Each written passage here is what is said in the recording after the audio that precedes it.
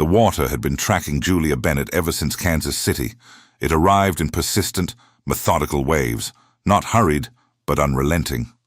Steady like something with all the time in the world, she navigated her 2019 Accord through the Serpentine State Route with a firm grip on the wheel and the defrost running at maximum capacity, observing the Arkansas hills fade into silvered mist on both sides of the asphalt. The branches were stripped bare in late October, their gaunt limbs stretching toward a sky that resembled weathered cement, and the pastures that extended between the woodlands were saturated and deserted, whatever remained of autumn's harvest, long since decomposed back into the soil. Julia had traveled this section of Arkansas highway countless times during her youth. Her aunt had resided in Harrison, 30 minutes west of Eureka Springs, and every Christmas the Bennett family had completed the 5-hour journey from Little Rock in her mother's silver Suburban. Her older sister sleeping against her shoulder, the stations cycling between gospel music and white noise. She recalled believing as a teenager that this corner of the state always appeared somewhat abandoned, as though the rest of Arkansas had progressed and the highlands hadn't received the memo. 14 years later, at 31, she was returning, not for relatives, but for an investigation. Her supervisor at the Little Rock Observer, an intense, chronically stressed woman named Patricia Drum, had placed the file on her workspace 4 days earlier with the specific demeanor she maintained for assignments she questioned were worth the resources. A tan envelope, a photocopied topographical chart, a solitary image. Maya Hutchins, Patricia had explained, 19 years old, Harrison, Arkansas, vanished 8 weeks ago. Authorities classified it as voluntary departure. Relatives say absolutely impossible. Julia had examined the envelope. The photograph revealed a young woman with auburn hair swept into a loose braid, smiling at the lens with both dimples showing. The look of someone who embraced life openly and refused to hide it. She wore a Harrison Goblin's windbreaker and gripped a thermos. She resembled countless college freshmen Julia had known at university. "Why does this matter to our readership?" Julia had questioned. Patricia had pulled over the seat opposite her workspace and lowered herself into it, which indicated she intended to genuinely communicate rather than simply exhale and vanish. Because of her last known location, a site called Mercy Ridge Cemetery on the western edge of town near the abandoned quarry district. The community has been describing it as cursed for generations, something involving frontier violence, unmarked burials, the complete narrative. The relatives are claiming the authorities abandoned the search because they refuse to confront what exists out there. What exists out there. That's your assignment to determine. She had accepted the work. She always accepted the work. That was the reality of being 31 and unattached in an industry that was gradually consuming itself from within. You never declined opportunities, even when the opportunities transported you 5 hours northwest into a downpour that hadn't broken in 4 days. Julia exited the highway at the Harrison municipal boundary just past 1 in the afternoon. The greeting marker was deteriorated, one edge twisted backward from what appeared to be a previous impact. The lettering faded, but still decipherable. Harrison AR population, 4,300. Someone had spray-painted a small peace symbol in the lower corner of the marker, then evidently reconsidered and covered it. The shadow of the peace symbol remained detectable just under the tan coating, visible through. The municipality revealed itself around her incrementally, a fuel station, a Family Dollar, an expanse of franchise restaurants that could have existed anywhere across America. Then the historic downtown, where the structures grew more substantial and more distinctive. Brick exteriors with weathered commercial murals from the 1930s still apparent on their surfaces. Henderson's General Store, Quality Shoe Service, Harrison Stone, and Gravel Company. The mining heritage of the region was everywhere if you understood where to observe. In the sag of the abandoned industrial warehouses near the railway corridor, in the specific grey tone of the earth in the empty parcels, in how certain neighbourhoods sat somewhat lower than others, constructed above the collapsed quarry passages that riddled the ground below the municipality. Julia registered at the Hampton Inn on Main Avenue. Her accommodation smelled of commercial disinfectant and something vaguely floral beneath it, and the flooring was the specific shade of navy that hotels had been selecting since 1985, as though by universal consensus. She released her luggage on the mattress, retrieved her journal, and distributed Patricia's envelope across the compact table. Maya Hutchins, 19, Dean's List student, volleyball team, part-time position at a coffeehouse on Highway 62 called Been There. Last observed on the night of August 31st, a Friday, by her roommate Tessa Marks, who had transported her 3 blocks from Mercy Ridge Cemetery at approximately 10:30. Tessa had informed authorities that Maya had intended to traverse the cemetery on a challenge, something regarding a paranormal investigation trend she'd encountered on TikTok. Tessa hadn't been interested. She'd observed Maya disappear around the intersection and driven to her apartment. When Maya's father, Thomas Hutchins, contacted the following afternoon to report she hadn't returned, Tessa had disclosed everything she understood. The search had continued 4 weeks. Harrison PD had examined the cemetery and the adjacent territory, questioned Maya's acquaintances and relatives, analyzed her cellular records and online presence.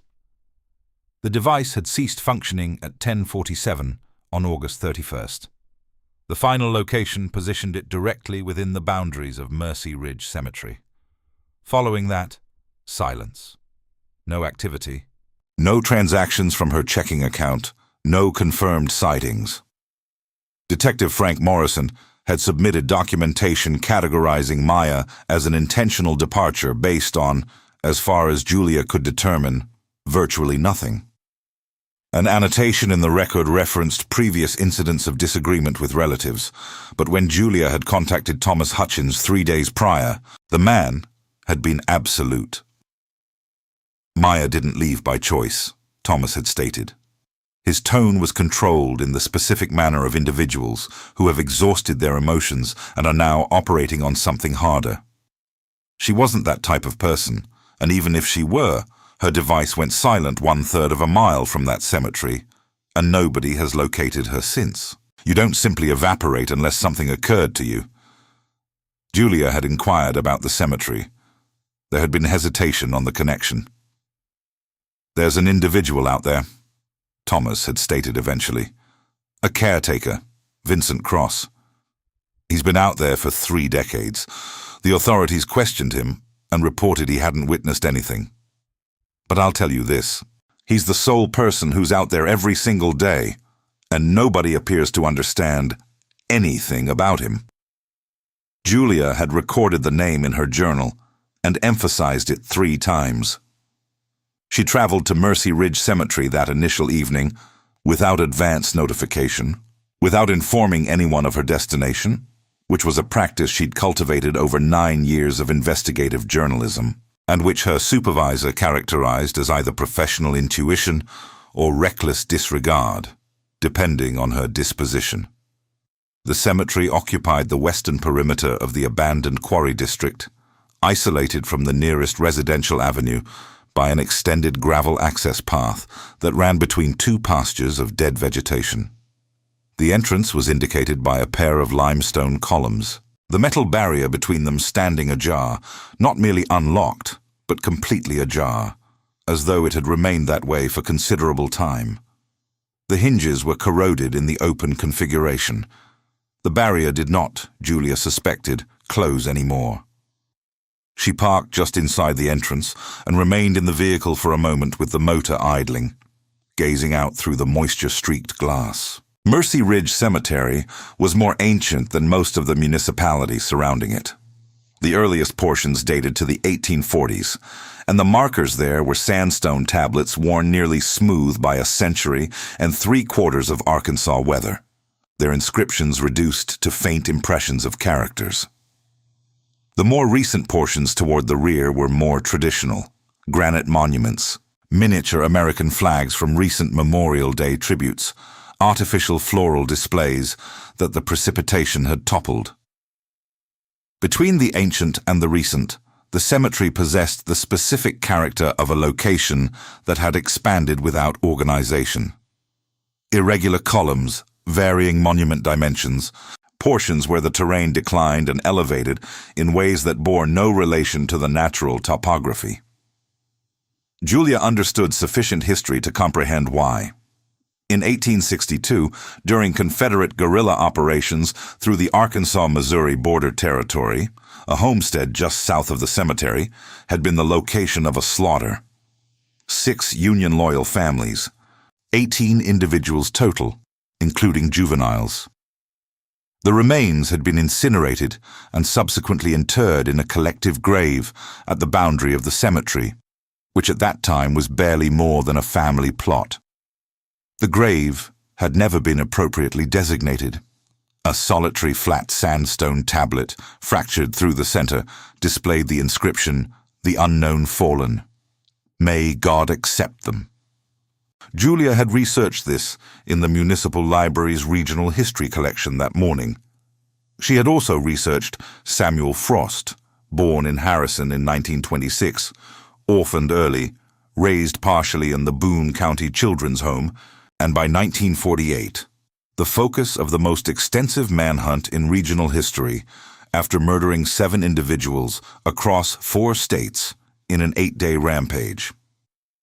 He'd been executed in Arkansas's electric chair in November 1950 and returned to Harrison, where the municipality, in a determination that impressed Julia as both comprehensible and profoundly peculiar, had interred him in Mercy Ridge Cemetery in an unmarked grave, the position known to only a select few county administrators. The reasoning apparently had been that a designated grave would generate the inappropriate sort of attention.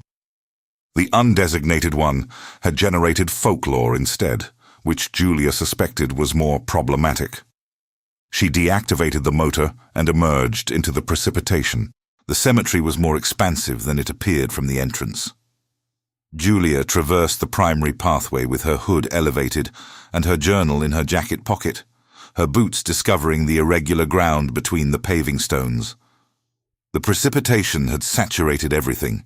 The earth between the monuments was dark and yielding, and her footprints accumulated water as she advanced. The atmosphere smelled of saturated soil and decomposing foliage, and something beneath both of those elements, something geological and vaguely metallic, which she recognized from her investigation as the specific scent of the abandoned limestone and sandstone quarry tailings that extended beneath much of this section of Harrison, a subsurface legacy of the region's industrial heritage that had been generating news coverage for decades in the form of contaminated earth and elevated chemical levels in residents. She was documenting the collective grave marker when she detected the sound. It was a subtle sound, the compression of gravel beneath a boot somewhere to her right in the direction of the older portion. She rotated. The precipitation and mist reduced visibility to perhaps 40 feet beyond which everything dissolved into a uniform gray. She remained motionless and listened. The sound didn't recur. "Hello," she called. No response. A raven lifted from somewhere in the mist and vanished. Julia created an annotation in her journal, "Sound right old portion 302, and continued her examination. She was methodical by temperament and by training.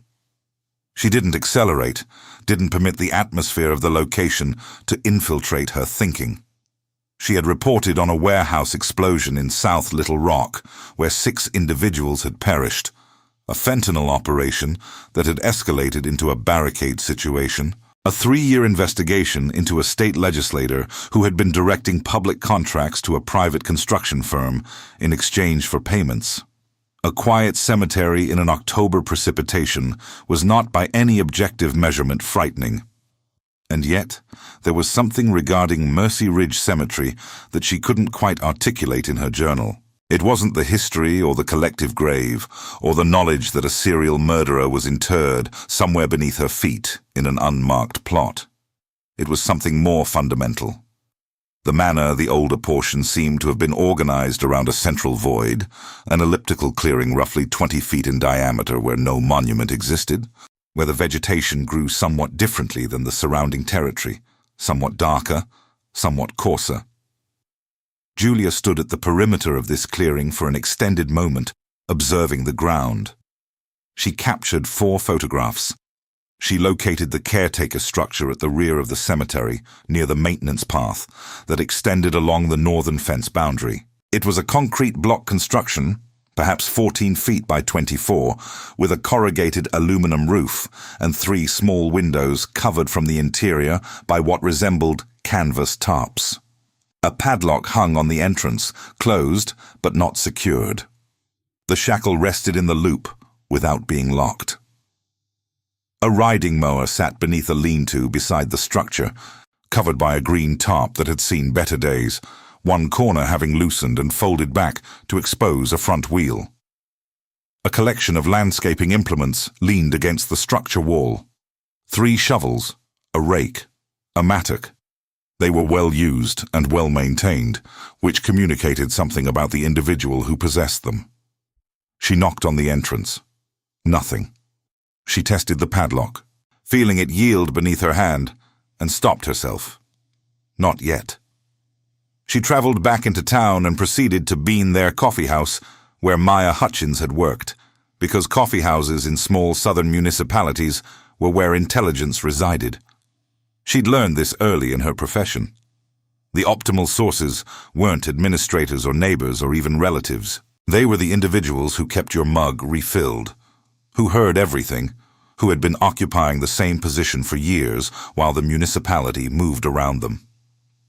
Bean. There was a narrow establishment on Highway 62 with exposed brick walls and a counter that extended the length of the space. The afternoon rush was concluded, and the evening customers hadn't commenced. 2 women in athletic clothing sat at the distant end of the counter, and a man in his 70s sat in the corner booth with a newspaper and a cup of black coffee. The woman behind the counter, slender with graying hair, pulled back in a ponytail, and the specific appearance of someone who had been managing other people's expectations professionally for decades, glanced up when Julia entered. "Sit anywhere, honey." "Coffee?" "Please," Julia stated, settling onto a stool near the center of the counter. She positioned her journal face down and her phone in her pocket. She had learned not to lead with the journalist approach until she had assessed the environment. The woman, her name badge stated Rachel, poured the coffee without requesting preferences for the cream and sweetener, which indicated she'd observed Julia's preference before she'd expressed it, which indicated Rachel paid attention. Julia allowed the coffee to sit for a moment. "Slow afternoon," she stated.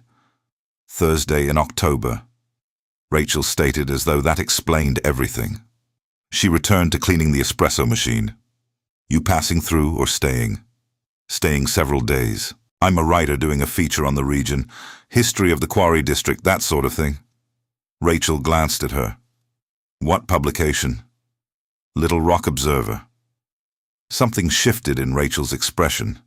Not suspicion exactly, but a recalibration. "You heard about Maya?" It wasn't a question. Julia placed down her coffee mug. "Did you know her well?" "Since she was approximately 14 years old. She worked counter here before she was old enough to manage the register." Rachel placed down the cloth she'd been using. Good person. Focused. Not the type to just disappear. The authorities seemed to believe she might have.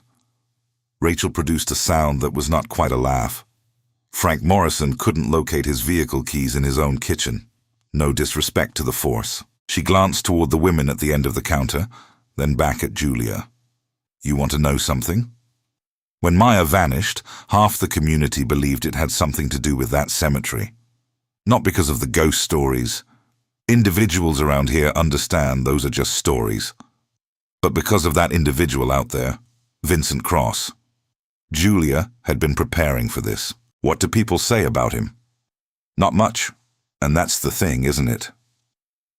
Rachel refilled Julia's mug, though it was still 2/3 full. He's been out there since, Lord, since the early 90s. Before that, nobody much managed the location. The county paid a seasonal crew to come through several times annually. Then this individual appears and offers to maintain it full-time in exchange for using the caretaker structure as a residence. County said yes. Nobody ever really questioned why a grown individual wanted to reside in a concrete block structure in a cemetery. Does he come into town? Once weekly, perhaps. Hardware store, grocery. Doesn't communicate with anyone. Tall individual, thin, somewhere in his 50s, maybe 60s. Always wears the same thing. Canvas work pants, flannel shirt, boots. Never makes eye contact. She paused. When the authorities went out to question him after Maya disappeared, he stated he hadn't witnessed anything. They accepted his word. Did anyone challenge that? Thomas Hutchins did. He went out there himself, approximately 3 weeks after Maya went missing, knocked on his entrance. Rachel picked up the cloth again. He came to the entrance, she stated, and just stood there observing him. He said he felt, I'm telling you his words, he said he felt like he was standing in front of something wrong. Not insane wrong, just wrong, like an object in the incorrect location. Julia recorded that. Did he mention anything about the structure, the interior? He didn't open the entrance more than a few inches. Rachel looked at Julia with the specific directness of a woman who had been deciding who to trust for 60-some years and was reasonably proficient at it. You be careful out there. Whatever you're searching for, be careful. That section of town, the abandoned quarry district, there's things beneath the ground out there that nobody's completely mapped. Collapsed passages, abandoned access tunnels. The municipality knows about some of them, not all of them. Julia paid for her coffee, left a $25 bill on the counter, and walked back out into the precipitation. The narratives shared on this channel are entirely fictional. Any resemblance to real individuals, living or deceased, or to actual events, is purely coincidental. This content is created solely for spine-tingling entertainment. And if this content has value for you, give us a like, subscribe, and share a comment with the community. She located Sergeant Mark Holloway the following morning at the Boone County Sheriff's Office, which shared a facility with the county clerk and a bail bonds office in a manner that Julia found either efficient or depressing, depending on her perspective. Holloway was 47, solid through the chest with a salt and pepper beard and the careful, measured manner of speaking that Julia associated with individuals who had learned through experience that words had consequences. He'd been with the sheriff's department for 21 years. He knew the Mercy Ridge case, not because he'd worked it, he was careful to clarify. That had been Morrison and the Harrison PD, not the county, but because in a municipality of 4,300 people, a missing 19-year-old was not something you didn't hear about. Off the record, he stated. For now, Julia stated. She always stated that. It kept options open. Holloway reclined in his seat and observed the ceiling for a moment. Morrison closed that investigation too quickly. I'm not going to sit here and tell you he's corrupt or incompetent. I don't know the individual well enough. But 4 weeks is not sufficient time for a missing 19-year-old whose device went silent 1/3 of a mile from a cemetery at 10:30 at night. That's not voluntary departure. That's a disappearance. What would it require to reopen it? New evidence, a witness, something that places a different explanation on the table. He looked at her. What have you acquired? Nothing yet. I've been in town 24 hours. She paused. What do you know about Vincent Cross? Holloway was quiet for long enough that she knew he had something. We investigated him when Maya went missing, he stated finally, as a courtesy because it was adjacent to the cemetery. His record came back clean, no priors, no warrants or detainers. But he stopped. But the name Vincent Cross doesn't appear anywhere before 1992. No birth record, no school records, no military service, no employment history, Nothing before he appears in Harrison and accepts the caretaker position. He looked at her steadily. Now there are explanations for that. He could have changed his name legally. He could have grown up off the grid.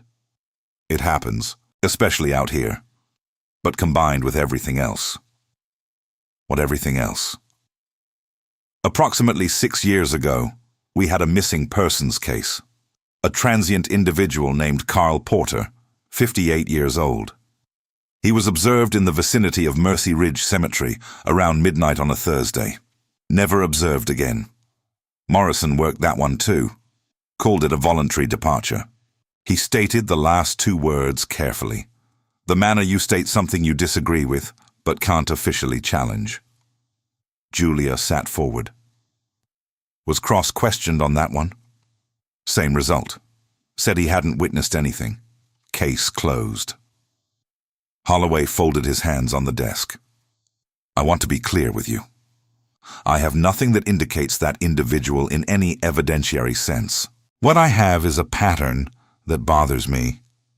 A cemetery caretaker with no traceable past, 2 disappearances in the immediate vicinity, a police department that appears inclined not to examine too closely. He paused. I'll tell you what I've been thinking about, though. That structure of his. What about it? The cemetery sits above a collapsed limestone quarry access network. Most of it's been sealed. The municipality did a survey in 2007 and capped the passages they located. But that survey wasn't complete. They knew that at the time.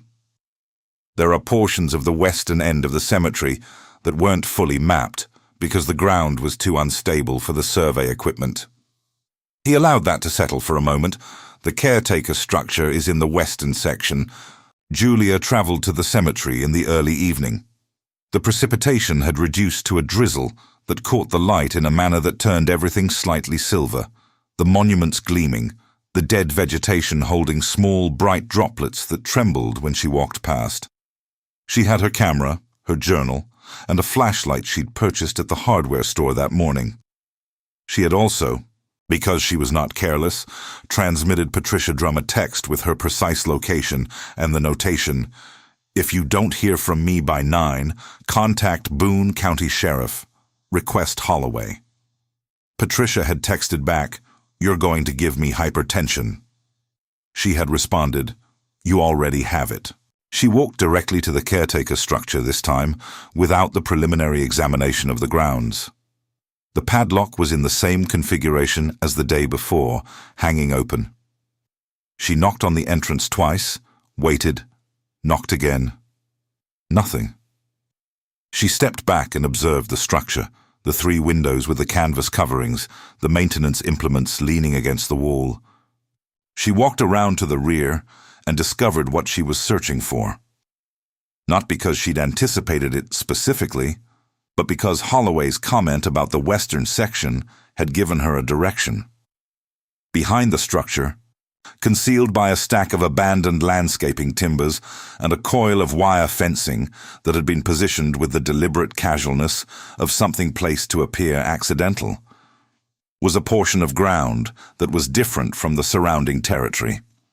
The vegetation here was not merely dead, it was absent, replaced by dark earth that appeared recently disturbed. Not excavated and replaced, but compressed, packed down, as though heavy foot traffic had beaten it into submission over years of use. Julia crouched and observed it carefully. A rectangle of packed earth, roughly 5 feet by 4 feet, aligned with the rear wall of the structure. She pressed her hand flat against the surface. It yielded not much, but more than the surrounding ground. She pressed harder. A hollow sound came back, faint, but unmistakable. Beneath the packed earth, there was empty space. She did not enter. Not that evening. That was the discipline, the element that separated good investigative journalism from recklessness. You didn't enter a space you hadn't assessed. You didn't confront a subject without support. You didn't disappear into an unmapped quarry passage alone because you'd discovered a hollow section of ground behind a structure belonging to an individual with no traceable past, who was the last known point of proximity to two missing individuals. You returned to your hotel room, contacted your connection at the sheriff's department, and presented everything you had. Julia sat at the table in her accommodation at the Hampton Inn for 3 hours that night, organizing her documentation with the systematic focus that had always been her strongest professional attribute. She documented everything in sequence. Rachel had been there, the hollow ground behind the structure, Holloway's information about Cross's untraceable history, and the incomplete quarry passage survey, the two disappearances. She transmitted it all to Patricia at the Observer with a notation that stated, "This is legitimate. I need a photographer, and I need you to make a contact to the sheriff's department." Patricia contacted her back in 13 minutes. "This is either a very significant story or a very dangerous situation," she stated. "Both," Julia stated. "I need Holloway to acquire a warrant to search that structure and that section of ground. I can't return there without official support, and I can't acquire official support without more than circumstantial evidence. But I believe the hollow ground combined with Cross's background and the two disappearances is sufficient for a judge to authorize it." "I'll make contacts," Patricia stated. "You remain where you are." "There's one additional thing," Julia stated. "I need to know who Vincent Cross actually is. The name is either an alias or it's legitimate, and he has no history for some other reason. Can you get the Observer's database team on it? Complete search, criminal databases, property records, anything?" Patricia stated she would. Julia placed down her phone and observed out the window at the hotel parking area, where the precipitation had finally ceased and the asphalt glistened beneath the security illumination. She thought about Maya Hutchins, the young woman in the Harrison Goblin's windbreaker, smiling with both dimples showing. 8 weeks. A 19-year-old woman gone for 8 weeks, whose device had gone silent 1/3 of a mile from a cemetery. She thought about Thomas Hutchins stating he felt wrong. Not insane wrong, just wrong. She retrieved everything she could locate online about Mercy Ridge Cemetery. Most of it was the standard local legend material. Paranormal investigator blogs, discussion forums, several YouTube videos. She filtered past all of it. She was searching for property records, county maintenance contracts, anything that would connect to Cross. She discovered it in the Boone County Property Records Archive, which was public, but required knowing what you were searching for. The county's maintenance agreement with the caretaker, recorded simply as V. Cross, Contracted Maintenance Agreement, effective June 9th, 1992, listed an address for the contracting party as a post office box in Jasper, Arkansas, 50 minutes south of Harrison. Julia noted the address. She also discovered in the county assessor's records an annotation from 2007, the same year as the quarry passage survey Holloway had mentioned, indicating that the county had requested access to the caretaker structure for purposes of the survey, and that access had been declined by the contracting party pending scheduling coordination, and that coordination had not been completed as of survey conclusion date. In plain language, Cross had refused to allow the surveyors into his section of the cemetery, and nobody had challenged him on it. Julia underlined that 3 times. The Observer's database team returned to her at 9:51 with 4 pages of results. She read them carefully. The name Vincent Cross did not exist before 1992, as Holloway had confirmed. But with access to broader federal and commercial databases, the Observer's team had discovered something more specific. A legal name change filed in Newton County, Arkansas in April 1992. The original name on the filing was Robert Dale Mitchell. The filer had legally become Vincent Cross on April 18, 1992, 8 weeks before the cemetery maintenance contract was signed. Julia ran Robert Dale Mitchell through every available database. Robert Dale Mitchell, born 1961 in Berryville, Arkansas. No significant criminal record, a DUI in 1989, a trespassing charge in 1991 that had been dismissed. He'd worked a series of manual labor positions throughout the 1980s, mostly in construction and excavation. He had a commercial driver's license, and according to a 1988 employment record, had worked for a private excavation company in Fort Smith for 4 years. He knew how to dig. He knew ground. Julia stared at that for an extended time. She contacted Holloway at 10:08. "I've acquired a name," she stated. "Robert Dale Mitchell. He changed it to Vincent Cross in April 1992. Worked in excavation in the 1980s. I need you to retrieve everything on Mitchell, and I need to know if you can acquire a warrant for that structure."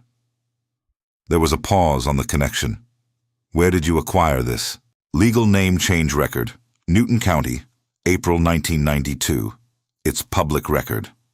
And Holloway, the county's 2007 Quarry Passage survey, noted that the survey was incomplete because Cross refused access to his section of the cemetery.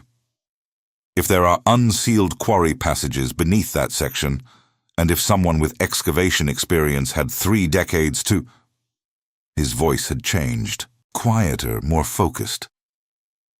"I hear you. Let me make some contacts. Don't return to that cemetery tonight. I'm not planning to. I mean it. Don't return tonight. I heard you the first time." She disconnected and sat very still in the hotel accommodation, listening to the sounds of the parking area outside, a vehicle starting, the distant interstate, the specific silence of a small municipality at 10 on a Friday in October. She thought about the hollow ground. She thought about 2 missing individuals. She thought about an individual who had changed his name and moved into a cemetery and spent 30 years out there alone managing the deceased. She did not sleep much that night. At 7:13, Mark Holloway contacted her back. "I acquired the warrant," he stated. "Robert Dale Mitchell has a missing persons connection I didn't know about. A woman named Lisa Cortland, 41 years old, disappeared from Berryville in 1990. Mitchell was a person of interest at the time, never charged. When I ran that name change and the Berryville connection, the judge authorized it in under 2 hours."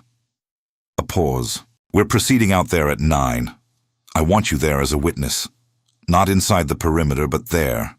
This is going to be a news story whether we discover something or not." "I'll be there," Julia stated. She was at the cemetery gate by 8:40.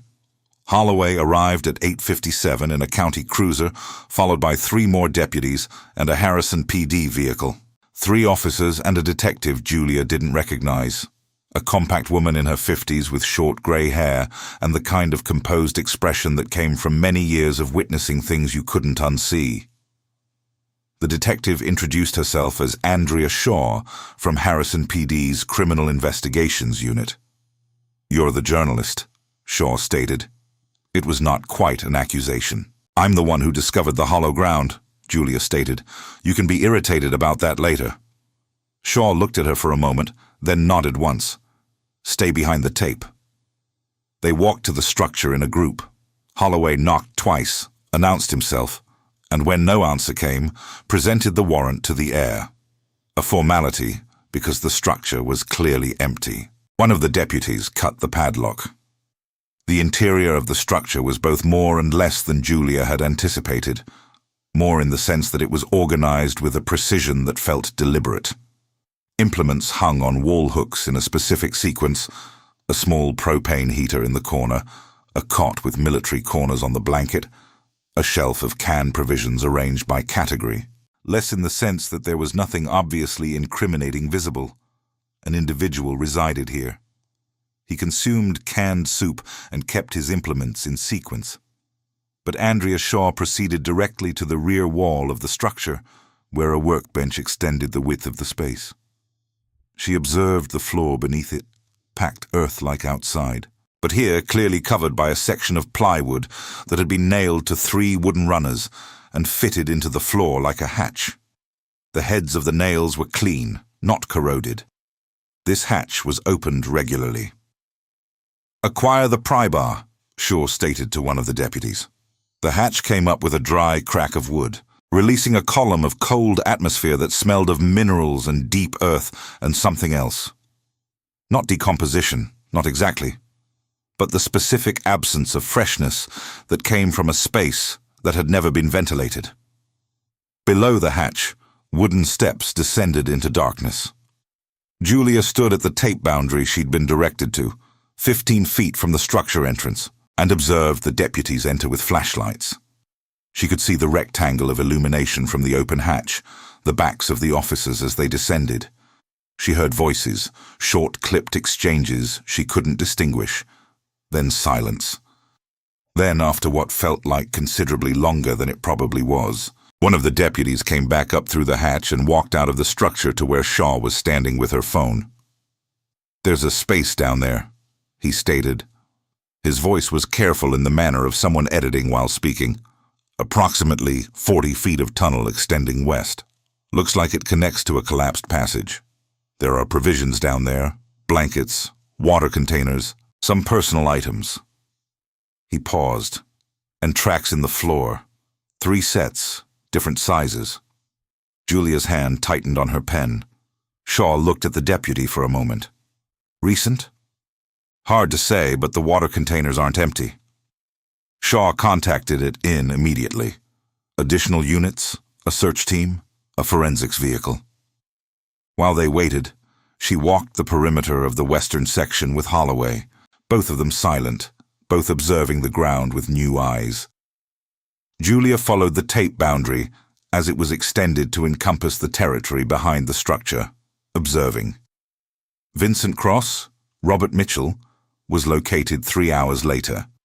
He had not, as it turned out, fled. He was in town at the hardware store when the units arrived, and when Holloway contacted it in and a patrol officer collected him on Highway 62, he'd been in the checkout line purchasing rope.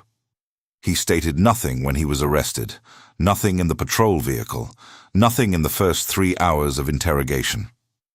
He sat in the interview space at Harrison PD with his hands flat on the table and observed the space in front of him with the specific focus of someone who has been rehearsing silence for a very long time. Julia wasn't in the interrogation space. She sat in the parking area and worked her phone, filing a preliminary story to Patricia, who transmitted back only, "Acquire everything you can. This is front page." At 12:27, Andrea Shaw came out of the facility and stood next to Julia's vehicle. "She's alive," Shaw stated. "Maya Hutchins. We discovered her in the tunnel system approximately 80 feet west of the access hatch, dehydrated, disoriented, but alive." She stated it flatly. "The manner you deliver news that is too significant for the delivery to carry the weight of it." "There are 3 other individuals, 2 deceased. We're working on identification. One may be consistent with the Carl Porter description. The other," she paused, "the other is older. Could be the Berryville case from 1990. Julia sat with that for a moment. "How?" she questioned. "How did she survive 8 weeks? He was keeping them. Provisions in the tunnel, food, water. We don't fully understand it yet. He's not communicating." Shaw looked at the facility, then back at Julia. "There's something else. The tunnel network is more extensive than we realized. The 2007 survey only covered perhaps half of it. He'd been expanding it. We think not recently, but over years, using his excavation background, working at night." She paused. The individual had been constructing something down there for 30 years, and nobody had thought to examine. Julia thought about the cemetery and the precipitation, the elliptical clearing where no monument stood, the specific darkness of the soil. The clearing, she stated, in the old portion, the elliptical territory with no monuments. Shaw looked at her. "We noticed that," Shaw stated. "We're going to be out here for some time." Julia sat in Bean There Coffee House that night and wrote for 4 hours straight. The coffee going cold at her elbow, Rachel checking on her every 50 minutes or so without asking questions. The coffee house was full, in a manner it probably hadn't been on a Friday night in some time. Word had spread through Harrison with the specific speed of news in small municipalities, and individuals had come out to be near other individuals, to process together what had occurred in the cemetery at the perimeter of the abandoned quarry district. She filed the complete story to Patricia at 10:47. Patricia contacted her 6 minutes later. "This is the best piece you've written in 4 years," Patricia stated. "Possibly the best piece you've ever written." "I discovered a young woman," Julia stated. "That's what I did today. I discovered her." "You did," Patricia stated, and for once she didn't have anything to add to that. Outside the coffeehouse window, Harrison's Highway 62 moved through its Friday night rhythms. Vehicles at the traffic signals, a group of college students outside a convenience store, the familiar geometry of a southern municipality in autumn. If you didn't know what had occurred today, you would not be able to see it in the street illumination, in the traffic, in the ordinary motion of individuals living their lives. That was the element about these locations, the ones where terrible things occurred quietly beneath the surface for years. They looked exactly like everywhere else. They were everywhere else. The difference was only in whether someone stopped to examine. Julia closed her laptop, paid her bill, left a 30 on the counter, and traveled to Harrison Medical Center. She had contacted Thomas Hutchins from the parking area of the police department at 1 when she'd known for certain that Maya was alive. Thomas had stated nothing for nearly 15 seconds, and then the sound that came out of him was not crying. It was something older and more fundamental than crying, a sound that Julia could not categorize and would not attempt to describe in print, because some things were not for the story. At the hospital, Thomas was in the family waiting space with Maya's younger brother, a 14-year-old named Connor, who was asleep across 3 chairs with his jacket pulled over him like a blanket. Thomas stood up when Julia came in. "I'm not here as a journalist," Julia stated. "I just wanted to know she was okay." Thomas looked at her for a moment. He was a tall individual, lean with the same auburn hair as Maya and the same directness in his eyes. He had clearly been crying for hours, but had arrived at the stillness on the other side of it. "She's okay," Thomas stated. "She's scared and she's dehydrated and she's going to need a long time. But she's here." He paused. "How did you discover it?" "A hollow sound in the ground," Julia stated, "and an individual who had no history before 1992, and Rachel at Bean there, who told me what the community didn't state out loud." She paused. "And your daughter, she went out there because she was 19 and curious, and the world hadn't taught her yet to be afraid of the right things. But she also survived 8 weeks in a tunnel beneath a cemetery. That's not nothing. That's someone who didn't stop fighting." Thomas was quiet for a moment. "No," he stated. "That's Maya." Julia traveled back to the Hampton Inn through streets that were quiet now, the October precipitation having returned while she was in the hospital, the municipality wrapped in its damp darkness. She thought about the cemetery, about how it had sat at the perimeter of the municipality for 180 years, accumulating its weight of history, its collective graves and its unmarked plots and its legends, the frontier violence dead, nameless beneath their fractured sandstone tablet, Samuel Frost in his hidden corner of the earth. And now this, an individual who had used the cemetery's reputation, its history of fear and avoidance, as a kind of camouflage, who had understood, with the specific intelligence of someone who studies what individuals are afraid of, that the optimal location to conceal was in the space that no one wanted to observe too closely. There was no ghost at Mercy Ridge Cemetery. There had never been a ghost. There had been an individual who understood how fear worked, who had taken 30 years of local legend and reinforced it quietly through the periodic sounds and sights that kept the paranormal investigators coming and the locals staying away at night, who had discovered in the Arkansas hills of northwestern Arkansas a location that the municipality had collectively determined not to examine, and had made it his own. What Julia had discovered was worse than a ghost. What she had discovered was what fear actually looks like when you strip away the legend. Not supernatural, not unknowable, but human. patient, deliberate, and hiding in the plainest possible sight among the named and unnamed deceased, waiting for the world to keep looking the other way. She parked in the hotel area and sat in the vehicle for a moment, listening to the precipitation. Then she went inside, opened her laptop, and began writing the second piece, the longer one, the one that would require weeks and multiple follow-up trips, the one about the incomplete quarry survey and the county that hadn't challenged when refused access, and the detective who had closed a missing persons case in 4 weeks. That piece was slower and harder and less dramatic, but Julia knew in the manner she knew good stories from bad ones that it was the one that mattered more, because Mitchell was one individual. The system that had allowed him to operate for 30 years was something else entirely. The precipitation came down on Harrison, Arkansas. The abandoned cemetery sat at the perimeter of the quarry district in the dark, its gates still open, its metal hinges still corroded in the configuration they'd held for years. Somewhere in the earth beneath the western section, forensics teams worked beneath portable illumination, mapping tunnels that had required decades to construct and several hours to discover. The unknown fallen. May God accept them. Julia typed until 3 in the morning. Outside her window, the lights of the municipality held steady against the dark.